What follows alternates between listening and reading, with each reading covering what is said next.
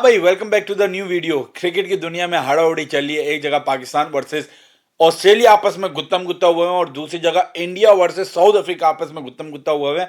आए दोनों पे बात करते हैं। सबसे पहले बात करते हैं हम इंडिया वर्सेस साउथ अफ्रीका के दरमियान होने वाले मैच के बारे में। यार ये कैसा मैच हुआ है? मतलब ये वाकई टेस्ट मैच चल रहा है? अबे 1.5 दिन में कौन सा टेस्ट मैच खत्म हो जाता है, मुझे ये बता दो। मतलब ऐसी कौन सी खौफनाक पिच थी कि दोनों टीम के बैट्समैन नहीं टिक पाए? यहां तो हम ये बोल देना कि पिच बहुत ही खराब थी, या फिर हम ये बोलें कि यार दोनों टीम के बॉलर बहुत ही तगड़े हैं। मतलब साउथ अफ्रीका ने जाल बिछाया, उन्होंने अपनी बॉलिंग देखते हुए पिच बनाई बॉलिंग, लेकिन उनको ये नहीं पता था कि सिराज और बुमराह भी खा जाएंगे। सीन कुछ ऐसे हुए कि साउथ अफ्रीका ने पहले बैटिंग करी पहली इनिंग में।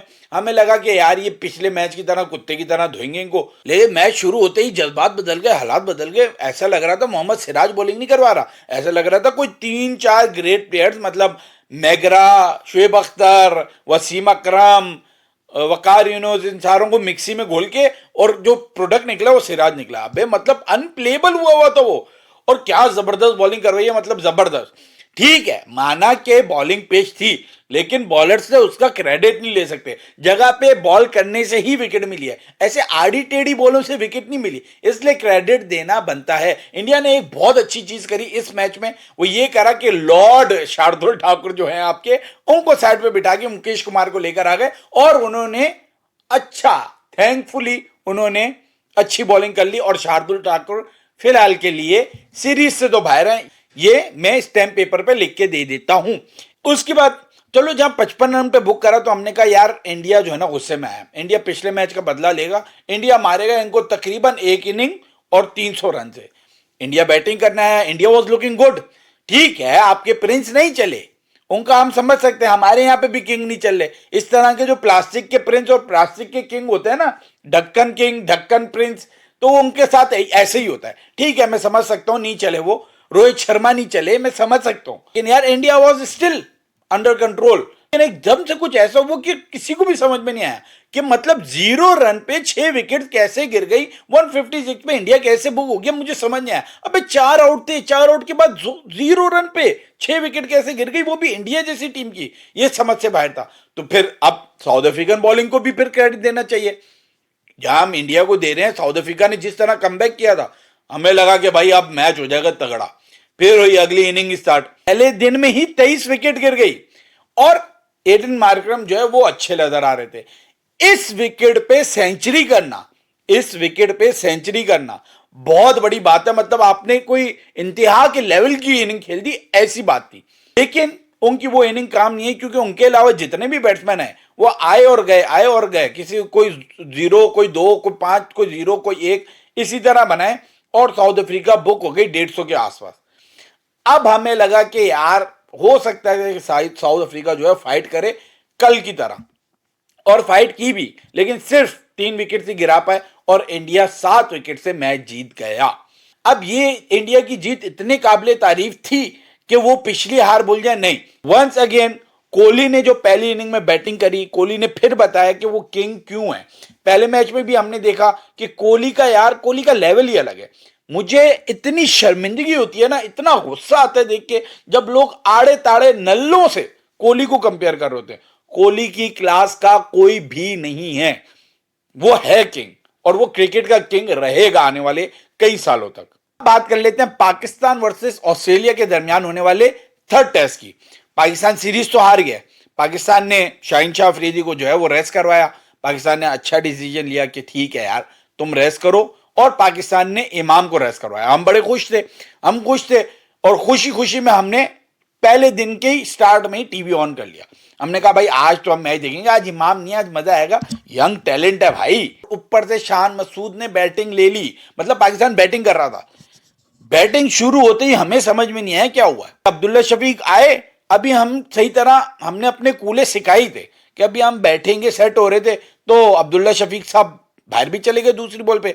फिर हम एक्साइटेड, हमने कहा डेब्यूटेंट साइम अयूब, इतना चर्चे हैं भाई उनके, वो आएंगे, हम देखेंगे, कोई मजा आएगा, कोई शॉर्टे मोटे होंगी, कोई हल्ला उल्ला होगा। वो आए, सामने हेजलवुड थे, मुझे पता था कि ये नहीं जीने देगा भाई, वो बड़े बड़ों को नहीं जीने देता, उसने इस डेब्यूटेंट को क्या छोड़ना था। उसने पहली बॉल करवाई, साइम अयूब ने ऐसा डिफेंड किया, लोगों ने बोला हाय हाय हाय, ये नहीं छोड़ेगा भाई। दूसरी बॉल पे उसने बाहर करा, उन्होंने बोला चलो भाई फारिग हो और घर जाओ और कम से कम 10 साल लगेंगे आपको, आपके बड़े आज तक नहीं सीख सके हमारे खिलाफ खेलना, तो आप तो बेटा बच्चे हो अभी, आप साइड पे हो जाओ। उसके बाद हमें लगा कि यार लाइन लग जाएगी, ये ना हो जैसा साउथ अफ्रीका का हाल हुआ है वैसे ही पाकिस्तान का हाल हो। फिर शानू आए और बाबर आए, उन्होंने पार्टनरशिप लगाई, हमें लगा यार अच्छे लग रहे, हमें लगा कि ये पार्टनरशिप बड़ी हो जाएगी। लेकिन हुआ क्या, जिस मोमेंट पे हमें लग रहा था कि पाकिस्तान कुछ अच्छा कर लेगा, उसी मोमेंट पे जो है दोनों आउट हो गए। बाबर आजम का नाइटमेयर बन गया पैट कमिंस, इधर से आता आउट करता, उधर से आता आउट करता, ऑफ स्टंप पे वो आउट कर रहा है, लेग स्टंप पे वो आउट कर रहा है, बाबर को समझ में नहीं आ रही, और बाबर की बुरी तरीन फॉर्म लगी हुई है। बाबर का एक टाइम होता था कि लोग उसके टन्स के बारे में बात करते थे, उसके स्कोर के बारे में बात करते थे, आजकल लोग बात कर रहे हैं कि भाई उसका पेट कहां जा रहा है, यार वो इतना लेजी क्यों हो रहा है, यार उसकी फॉर्म कहां चली गई है। तो भाई 1 साल नहीं, ये 2 साल हो गए कि टेस्ट मैच में बाबर आजम से परफॉर्म नहीं हो रहा। तो ये क्या कैप्टनसी के प्रेशर की वजह से नहीं हो रहा, या अभी तक वो उनका जो प्रेशर बिल्डअप हुआ हो तो वो अभी तक चल रहा है उनके ऊपर, ये समझ से बाहर है। बाबर आजम पे काम करने की सख्त जरूरत है। अगर आपने उनको मान के बैठे हुए हैं कि वो आपकी टीम की बैकबोन है, तो भाई उस बैकबोन को बचा लो। आपकी कमर टूटी हुई पड़ी हुई है, देखो, सोचो, सीखो। खैर बाबर आजम और शान मसूद के आउट होने के बाद एक और पेयर आया, आगा सलमान और रिजवान की ये तीसरी लगातार इनिंग है जिसमें उसने बता दिया कि मेरे अलावा अभी टेस्ट मैच में आपके पास ना कोई ऑप्शन है और ना होना चाहिए। उसने साफ साफ उसने लिख के सिग्नेचर कर दिया कि सरफराज अहमद साहब ये लें, ये आपके रिटायरमेंट का लेटर है, जल्दी सीरीज के बाद जो है रिटायरमेंट दे दें ताकि आपको पीसीबी में कोई ओहदा मिल जाए, कोई अच्छा ओहदा मिल जाएगा आपको, आपकी एक रेपुटेशन अच्छी है पीछे, आपको हो सकता है कि कोई अच्छा ओहदा मिल जाए, आप जाएं और अब आप दूसरे कामों में लग जाएं। अब आप ये ना सोचना कि आपकी कहीं पे जगह बनेगी टीम में। तो दिलों के कप्तान सरफराज भाई अल्लाह हाफिज, आप हमें याद रहेंगे। बहुत जबरदस्त बैटिंग आगा सलमान ने भी की और रिजवान ने भी करी, लेकिन फिर क्या हुआ, फिर अनलकी रहे, रिजवान फिर सेंचुरी नहीं कर पाए। फिर अब हमने कहा यार अब लाइन लग जाएगी, लेकिन भाई फिर आता है एक वॉरियर। वो वॉरियर वो है जिसका मैं पहले दिन से कह रहा हूं कि यार ये लड़का बहुत पसंद है, जिस तरीके से जान मार रहा है ना, जो ये अपनी इंटेंट दिखा रहा है, इस लड़के में कुछ ना कुछ बात है।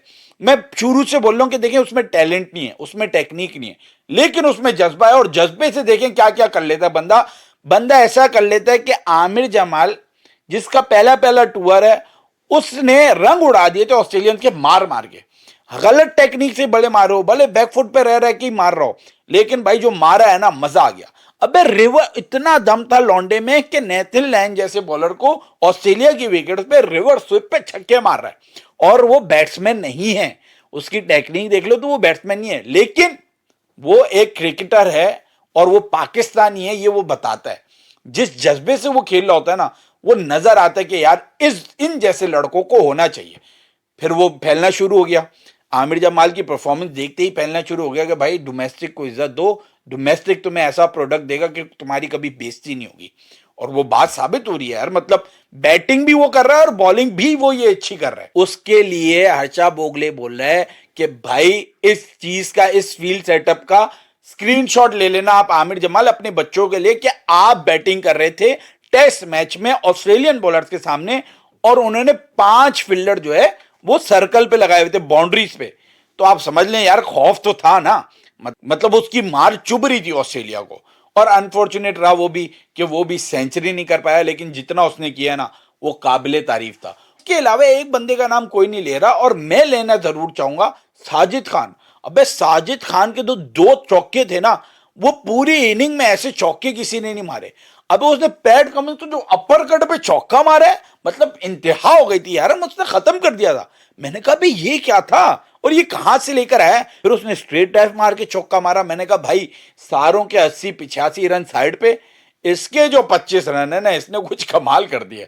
तो वो भी मुझे मजा आया। वेल डन साजिद खान, तुमने जबरदस्त बैटिंग करी। अब इतना डिसेंट टारगेट के बाद हमें लगा कि बॉलिंग कुछ ना कुछ करेगी, और बॉलिंग ने इंटेंट भी दिखाया कुछ ना कुछ करने का। लेकिन वही बात, फील्डिंग हमारी कसम खाकर आई हुई है फील्डर कि हमने कैच नहीं पकड़ना। रोली पोली कैच, मैच के शुरू में 20 रन पे था, डेविड वार्नर गिरा दिया। अब उससे ये नहीं होता कि यार डेविड वार्नर ने आगे तो रन नहीं करे तो कोई बात नहीं अगर गिरा दिया, तो मसला ये होता है कि टेम्पो टूट जाता है, लड़कों के मोराल डाउन हो जाते हैं। तो फील्डिंग पे काम करना पड़ेगा। यंग लड़के यंग लड़के आ रहे हैं यार, इनसे कैच नहीं पकड़े जाएंगे तो किससे पकड़े जाएंगे।